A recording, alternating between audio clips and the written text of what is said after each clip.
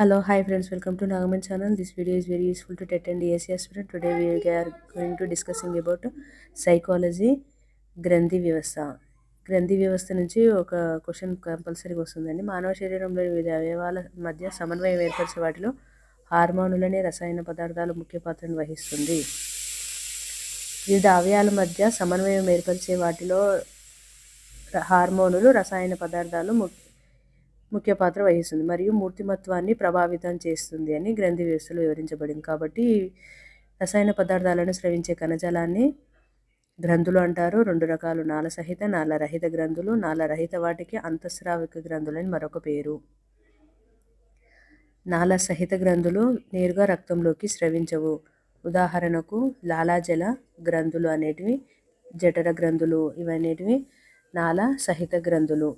లాలాజల గ్రంథులు, జఠర గ్రంథులు, కాలేయం, మూత్రపిండాలు, శ్వేత గ్రంథులు, జననాంగ గ్రంథులు దీని వలన జీర్ణక్రియ, విసర్జన క్రియలను ప్రభావితం అవుతాయి.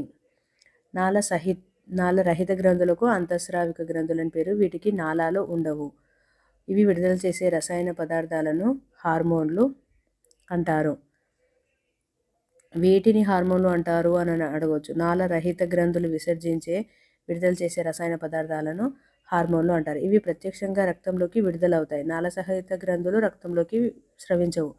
నాళరహిత గ్రంథులు రక్తంలోకి విడుదలవుతాయి. రక్తం వీటిని శరీరంలోని వివిధ భాగాలకు తీసుకొని వెళ్తుంది.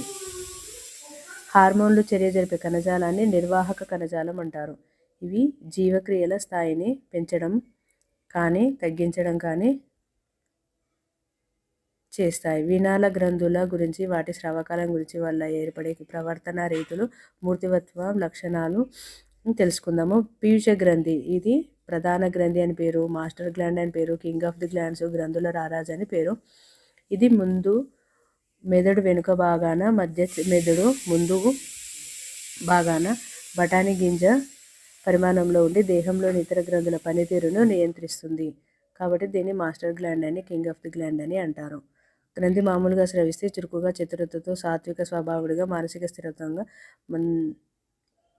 స్థిరత్వం కలవాడిగా పనిచేసే మందబుద్ధితోనూ నిరాశతోనూ ఉంటారు.